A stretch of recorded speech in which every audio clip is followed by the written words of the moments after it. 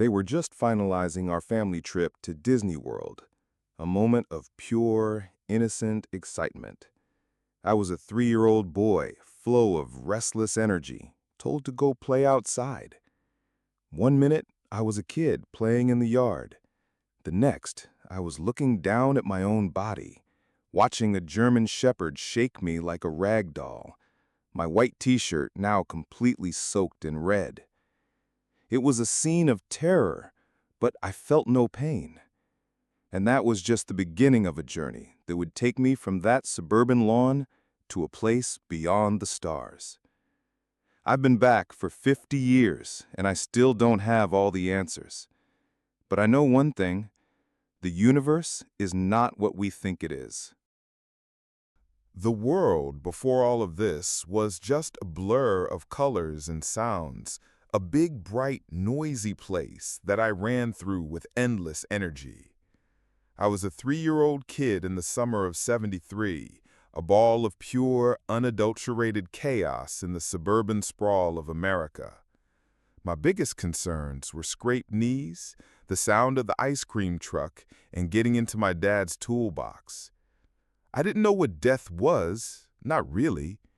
It was just a word, an abstract concept that had nothing to do with me. Growing up, my world was a symphony of simple, everyday things. My parents were always there, a steady presence that defined my existence. My dad was a man of quiet strength, a provider and a protector. My mom was the center of our universe, her twin sister and her husband a constant part of our lives. Our home was a safe harbor, a place where the biggest drama was what to have for dinner or who got to watch what on TV. I was, to put it mildly, a handful. My parents, in hindsight, were saints. They dealt with my hyperactivity, what we now know as ADHD, with a patience that I can only now truly appreciate. I was a whirlwind of motion, a kid who couldn't sit still for more than a few seconds. My brain was 1,000 miles a minute, a constant hum of thoughts and ideas that I had to physically express. I was always exploring, always pushing boundaries, always looking for the next adventure. I lived in a world of imagination, where the backyard was a jungle and the living room carpet was a treacherous sea. My little mind was a universe unto itself, a place of wonder and limitless possibility. I remember one specific memory that perfectly captures this time. I must have been around 2, maybe 2.5. My dad had this old, battered toolbox, and I was obsessed with it. One afternoon, he was working on something in the garage and left it open. I snuck in, my eyes wide with mischief, and saw the gleaming tools inside. I grabbed a wrench, a heavy, cold piece of metal, and started fixing a patch of grass. I was so engrossed in my work, so convinced I was doing something important, that I didn't even notice my dad standing in the doorway, a huge smile on his face. He didn't yell or scold me. He just watched, laughing softly. That's how I remember him, and that's how I remember my life, full of small, simple moments of joy and discovery. My emotional world was just as simple. I was happy. I was a kid, and being a kid meant being happy. I didn't have any deep-seated anxieties or hidden disappointments. My biggest fear was being left behind at the park, and my biggest joy was a new toy or a trip to the beach. I had no concept of life's complexities, no understanding of the shadows that lurk just beyond the light. I was a clean slate, a blank canvas waiting to be filled. My understanding of life and death, as I said, was non-existent. My parents were Catholic, and I was being raised in the faith, but at 3 years old, religion was just a series of rituals and stories. I went to church, I listened to the prayers, but it was all just noise. The concepts of heaven and hell, of an afterlife, were just fairy tales. Death was something that happened in movies, not in real life. It was just a word, an abstract concept that had nothing to do with me. I was alive, and that was all that mattered. I had no reason to believe anything else. I was just a little boy, living a little life, completely unaware of the journey I was about to take. I can still see them all at the kitchen table, their faces lit by the warm glow of the lamp, a map spread out before them. They were excited, laughing, talking about Florida, about Disney World.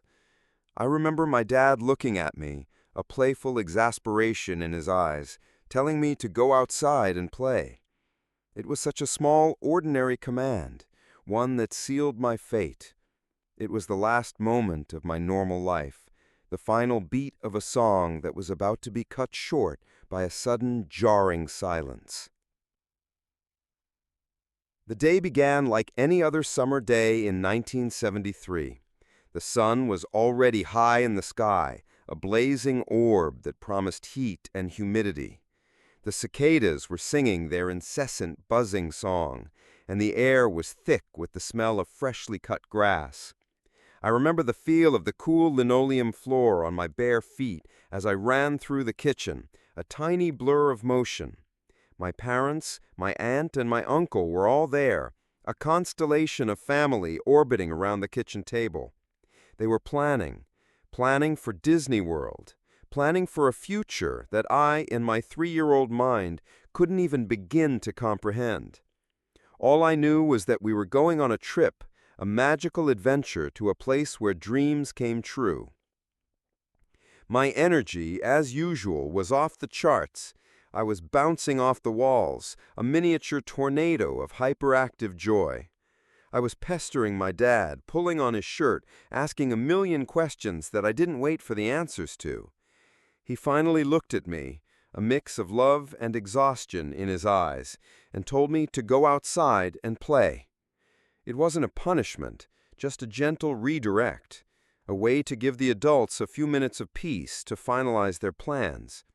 It was such a small, ordinary command, one that in retrospect feels heavy with irony. A simple instruction that set in motion a chain of events that would change everything. I bounded out the front door, the screen door slamming shut behind me with a familiar thud. The sun hit me like a physical force, and I squinted against the brightness. I saw my friend Michael across the street, standing in his yard. Michael was my partner in crime, my co-conspirator in all things mischievous. I ran over to him, my little legs pumping, and we made a plan. We would go play in the side yard of his house.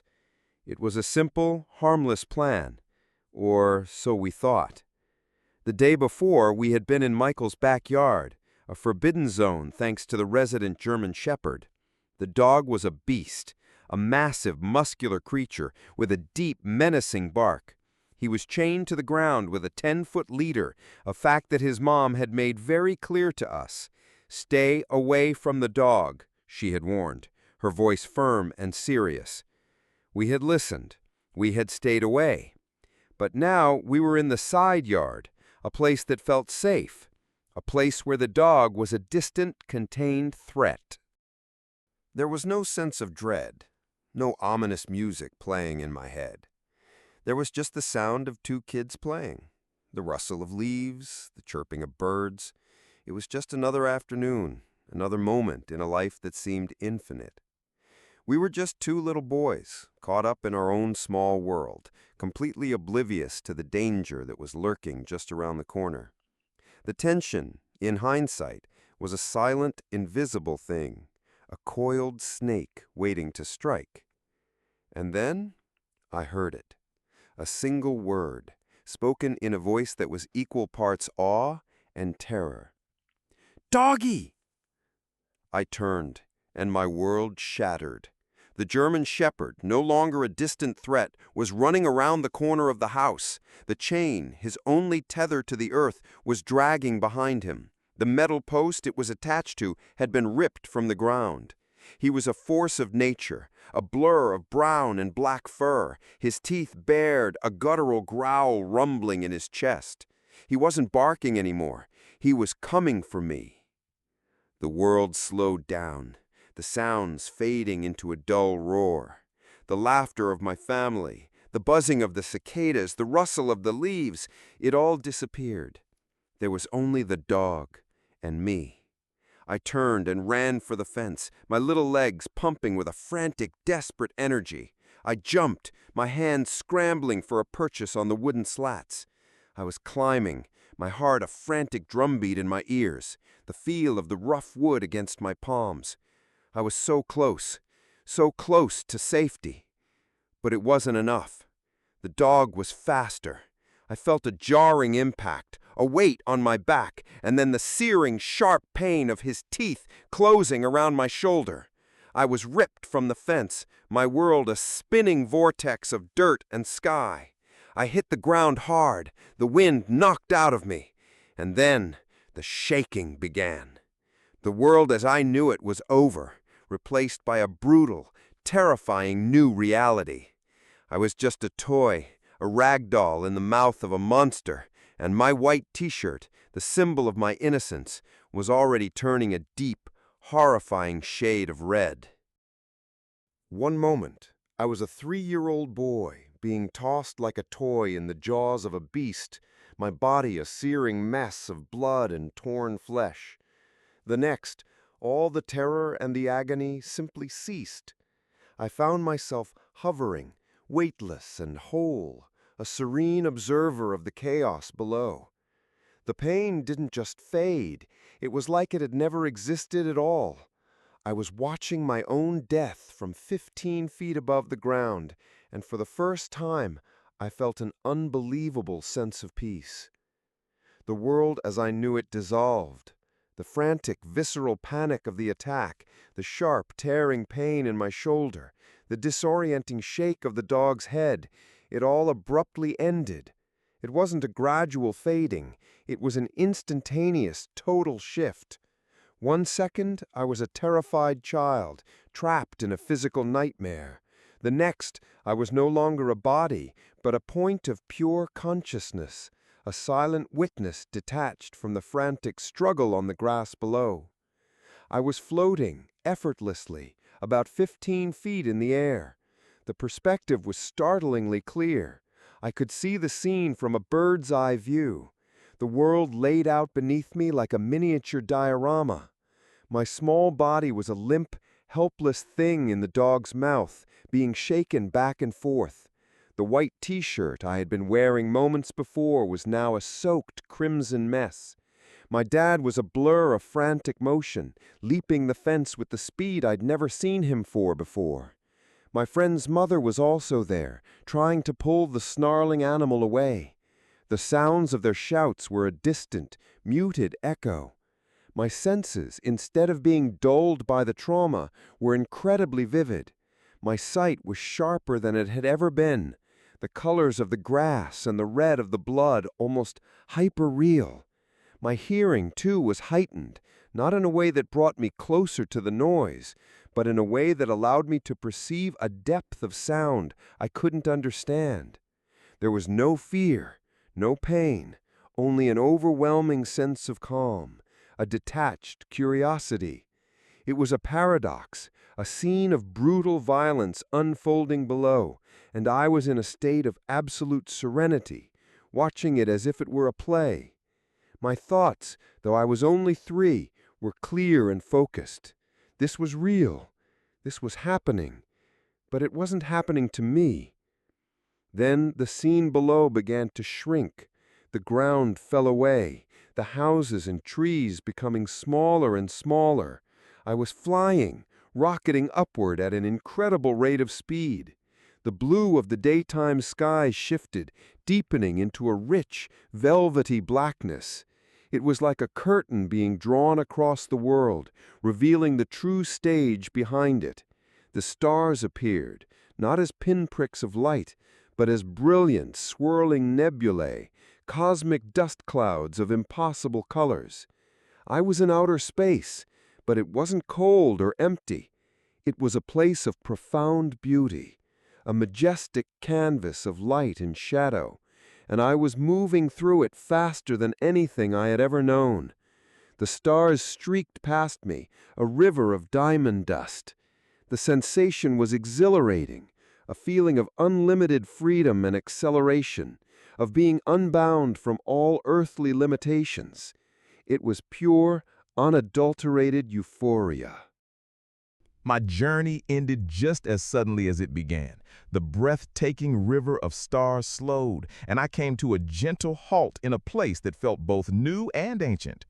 It was like a glass amphitheater or a small auditorium with a magnificent panoramic view of the space I had just traveled through.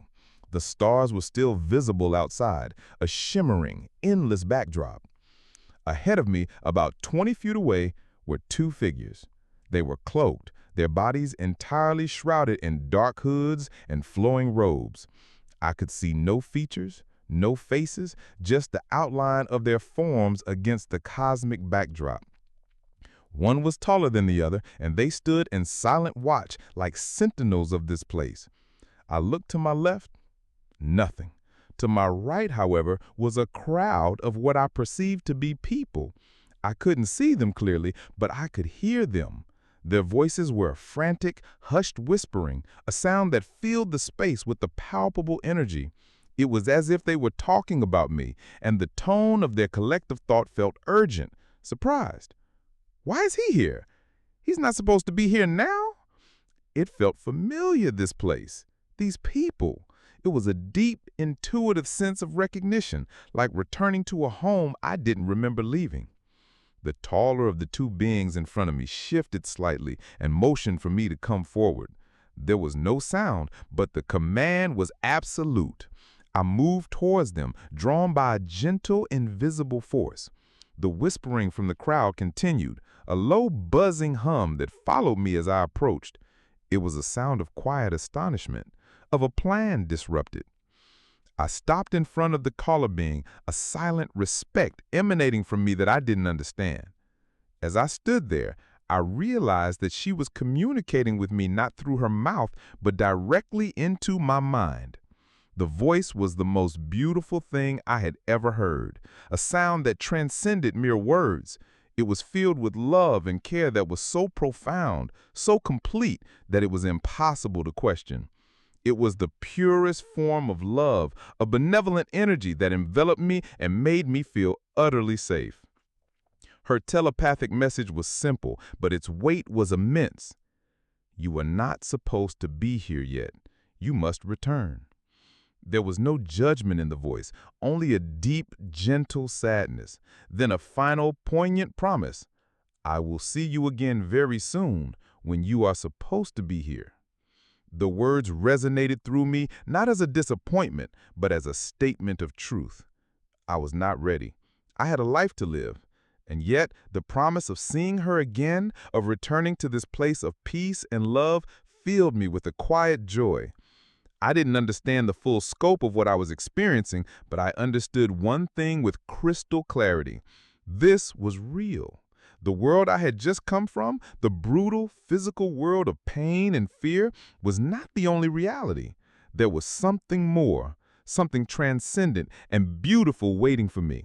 And in that moment, in the presence of that profound love, all I felt was an absolute sense of peace, a state of being so perfect that it was impossible to imagine anything else. I was standing at the threshold of a new existence, and the only thing that mattered was the unconditional love that surrounded me. There was a sudden, violent jolt, like being thrown from a moving vehicle and slammed back into a body that no longer felt like my own. The ethereal peace and boundless love were replaced by a crushing weight and a world of searing pain. I was no longer a being of pure consciousness, but a broken, bleeding boy. My journey had been a flight of the soul, and my return was a brutal, physical crash landing. The transition was not gradual. It was instant and jarring. One moment I was standing in a place of infinite peace, basking in the glow of a love I could barely comprehend. The next, I was back. The sensation was like being pulled from a warm, safe ocean and thrown onto jagged rocks. The lightness, the freedom, the weightlessness, all of it vanished, replaced by an overwhelming sense of gravity and a flood of agonizing sensations.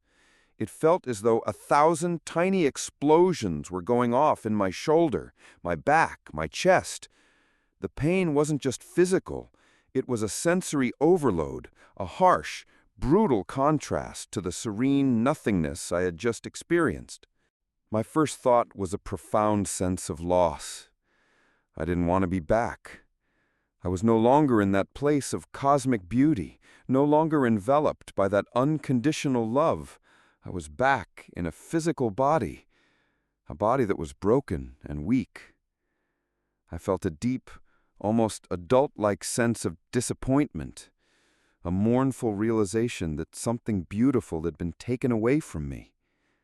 I was a 3-year-old child, but in that moment I felt the weight of an eternity's worth of sorrow. My eyes fluttered open, and the world was a dizzying blur. The first thing I saw was the dashboard of our 1972 Ford Maverick, the vinyl faded and cracked from years of sun exposure. The sounds of my dad's frantic driving and my uncle's hushed reassurances filled the car, a harsh cacophony after the telepathic silence of the other side. I was on my uncle's lap, a comforting weight that felt alien and wrong. He was holding me tightly, but even through his grip I could feel the sticky wetness of blood. There was blood everywhere. It was on me, on him, on the seats of the car. The smell was coppery and overwhelming, a stark reminder of the brutality I had just escaped. My body was a battlefield. Every small movement sent a fresh wave of pain through me. I was weak, disoriented, and nauseous. The feeling of being alive was a shock to my system, a violent reawakening. I was no longer the serene observer. I was a 3-year-old boy who had been viciously attacked. The reality of my situation was a cold, hard slap in the face. The journey to the hospital was a blur of flashing lights and sirens, a chaotic montage of noise and panic. When we arrived, the chaos only intensified. I was carried in, a small, bloody bundle in my dad's arms, and the emergency room staff descended upon me. They were a swarm of white coats and concerned faces, their voices a flurry of technical jargon and urgent commands. And then, for a second time, I left. I found myself looking down at the scene from above, watching the doctors and nurses work on my body. It was a brief, almost instantaneous out-of-body moment, a final echo of the journey I had just taken. I saw them stitching me up, a frantic, surreal tapestry of threads and needles. And then, just as quickly, I was back inside, myself. The jolt was less violent this time, but the feeling of being trapped in a body of pain was no less profound. I spent almost a month in the hospital. The days bled into one another, a cycle of pain, medication, and the quiet despair of a child who had seen a world beyond this one. My family was a constant presence, their faces etched with a worry that I couldn't fully comprehend. They were relieved, grateful that I had survived, but they had no idea where I had been. I didn't talk about it. I couldn't. How do you, as a 3-year-old, explain flying through the stars and meeting cloaked beings who told you you weren't supposed to be there? The words didn't exist, and even if they did, who would believe me? My parents were just happy their son was alive. They saw my physical recovery, the slow healing of the scars, the gradual return to my old self. They didn't see the cosmic journey, the profound love, and the quiet sorrow of having to return. The experience was mine, and mine alone. A secret I carried with me, a silent memory that would take 30 years to find a voice. It took me decades to understand what happened that day, and even longer to find the words to share it. The experience didn't change my life in the dramatic ways people might expect. I didn't abandon my family or join a monastery. Instead, it planted a seed of knowledge deep within me, a quiet certainty about the nature of reality. It's a certainty that has shaped every choice I've made, a secret truth I've carried for a lifetime. The scars on my shoulder and back are a permanent record of that day, a physical testament to a journey that transcended the physical. But the true, irreversible change was internal. The experience, which was so profound and so real, left me with a new, quiet understanding of the universe. It wasn't a philosophical epiphany or a religious conversion. I was too young for that. Instead, it was an intuitive knowing, a deep-seated truth that became an integral part of my being. I've been asked countless times if I'm a different person now. And the truth is, I am and I'm not. I've lived a normal, ordinary life. I've had a family, a job, and the usual ups and downs. But my perspective has always been a little different. I learned at the age of 3 that there is more to existence than what we see, touch, and feel. That knowledge, that quiet certainty, became the bedrock of my worldview. My priorities didn't dramatically shift overnight. I didn't suddenly become a guru or a mystic. My life continued on its planned course, but I approached it with a different lens. I became a more observant person, more attuned to the nuances of life. The small, simple moments of joy that I remembered from my early childhood took on a new significance. I no longer took life for granted. I knew with a certainty that could not be shaken that it was a precious, temporary gift. The biggest challenge was integrating this profound experience into an ordinary life. How do you reconcile a reality of cloaked beings and telepathic conversations with the mundane reality of traffic jams and grocery shopping? For a long time, I didn't. I kept the experience to myself, a silent movie playing in my head. I was afraid to share it, afraid of the disbelief, the skepticism, the pity. It was my secret, a part of me that I protected fiercely. It wasn't until I was much older, well into my 30s, that I finally felt the need to share. I realized that keeping it to myself was a disservice to the truth I had learned. My worldview, while still rooted in my Catholic upbringing, was forever altered. The concept of God, of an afterlife, was no longer an abstract dogma. I had been there. I had seen it. I had felt the love of a higher power. My faith became a living, breathing thing, not just a set of rules. I understood that the purpose of life wasn't to accumulate wealth or status, but to live with love, to cherish the moments we have, and to be kind to one another. The being's message was simple. I wasn't supposed to be there yet. That meant I had a purpose, a life to live out. I don't have a grand mission, at least not in the way most people think of it. My mission is to live my life fully, to love my family, and to share my story with those who are ready to hear it. I've dedicated myself to learning more about NDEs, to understanding the science and the philosophy behind them, and to helping others who have had similar experiences feel less alone. The journey has been a long one, but it has brought me to a place of profound gratitude and peace. So what's my message to you? My message is simple, and it comes from a place beyond what words can convey. Don't be afraid. Don't be afraid of life, and don't be afraid of what comes after. There is so much more to this reality than we can possibly imagine. We are not just physical bodies. We are something more. And there is a love, a peace, and a beauty waiting for us that is beyond all comprehension. My journey ended with a return, but it gave me a new beginning. I'm here to tell you that there is hope, there is purpose, and there is a profound cosmic love that is a part of everything.